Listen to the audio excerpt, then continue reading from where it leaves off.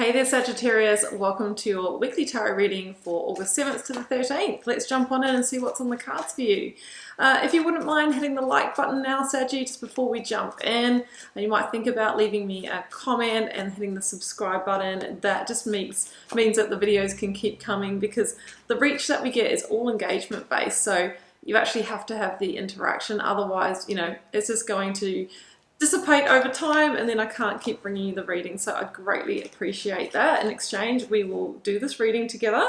Also down below in the description section of this video are all the links that you need for booking a personal reading, joining my Karmic community, learning tarot with me, or joining me on my socials, as I'm very active on Instagram, lots of other content going on there. Okay, the first card is out. I'm starting with an oracle card, and I've got the answers you need are coming, Saggy. Full moon in Gemini. Gemini is around, that communication, the conversational energy, those answers coming.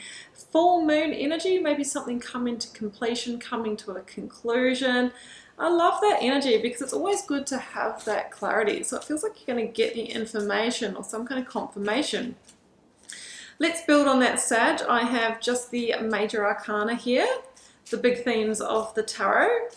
Well, the big life lessons. Let's see what one you are working with. It has jumped out and I have judgment.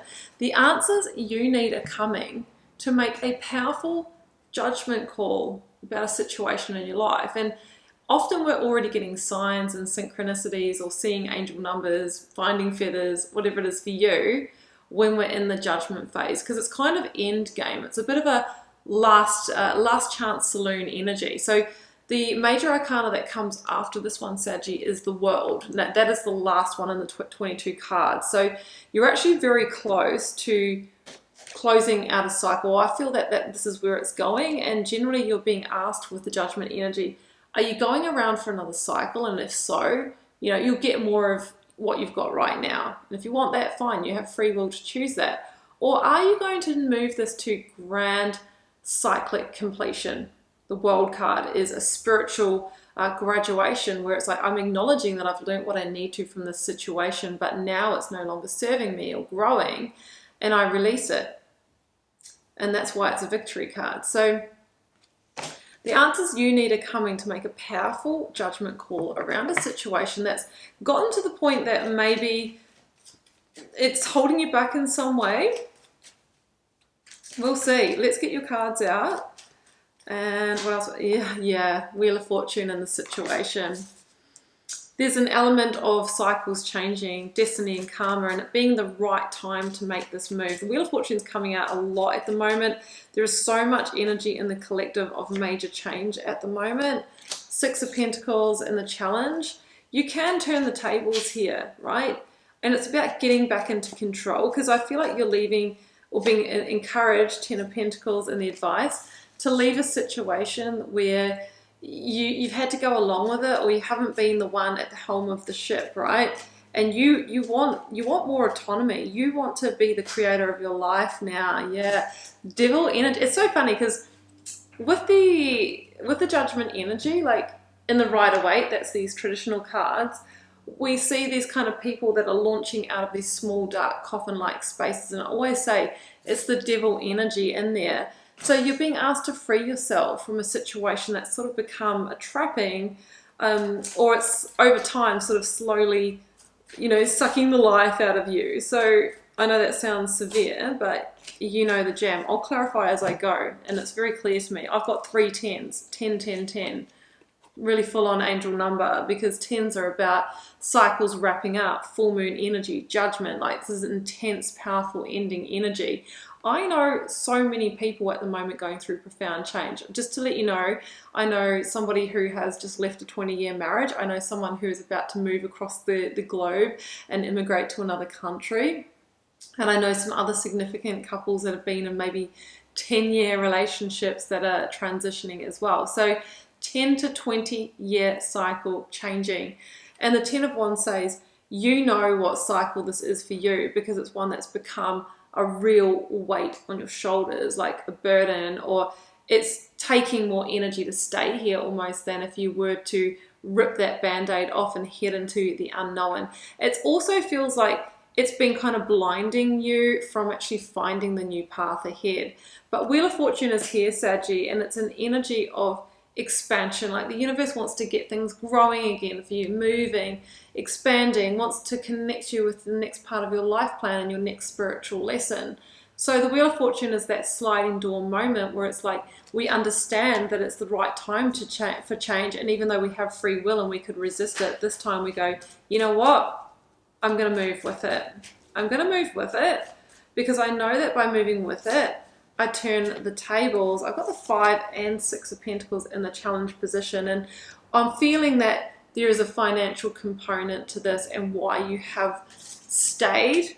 And absolutely no judgment, because, you know, we are in challenging times right now, and you do need a plan and you do need to be supported before you make this leap, right? So I feel that for some of you, it's a relationship that, even though, you know, there's no love here and it might be toxic to some degree, you've got stability and security. You could say the same about a job that's burning you out, that you've got a demanding manager who, you know, never follows through on their promises and just adds more work to your load, you know, but you get your pay, you know where you stand at the end of each week, okay?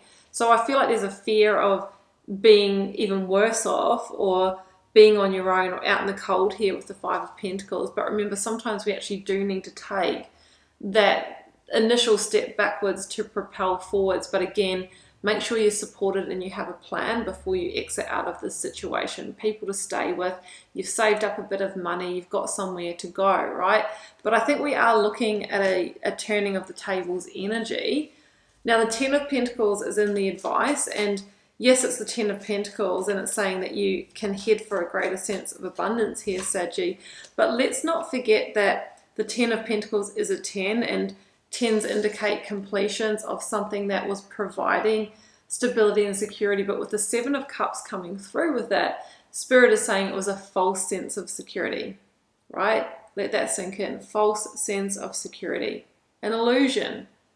You may also have been dealing with somebody, Sag, who was making promises, which were hollow promises about, oh, you're next for the pay rise, or I'll make those changes, or we'll be able to buy that home. But do they ever take action towards it?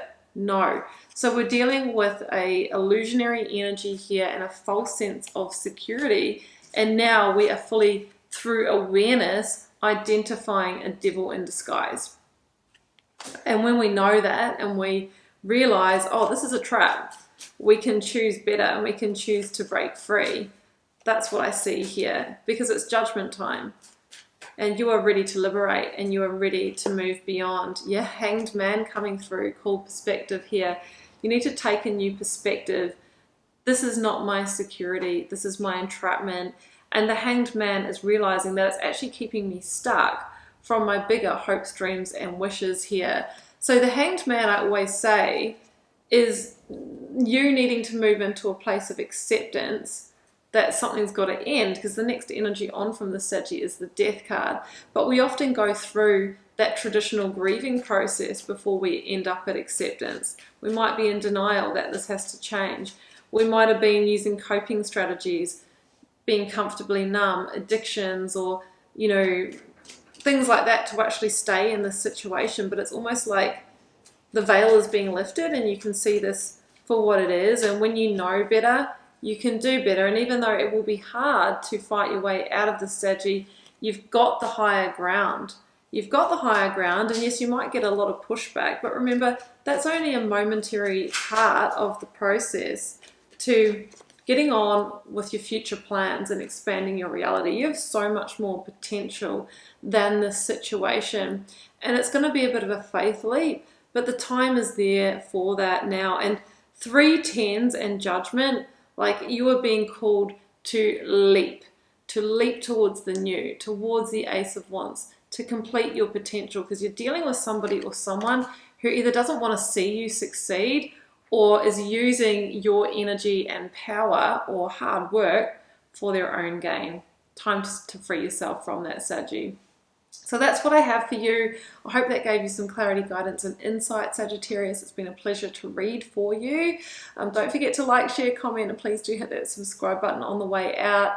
Also, all the links down below for personal readings if you want to tune into your specific circumstances, as well as learning tarot with me. You'll find my Karmic community if you want to join and hear more from me through email, and also Instagram. I'm very active over there. I'm posting reels about angel numbers, Kundalini awakenings, different spirituality aspects that I can't bring through here because the algorithm hates change. It's not a Wheel of Fortune situation here.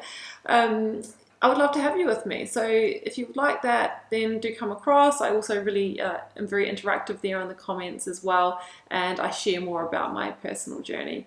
So that's what I have, Saggy. I'm looking forward to seeing you here next week. Hopefully I'll be back with another face-to-face reading with you.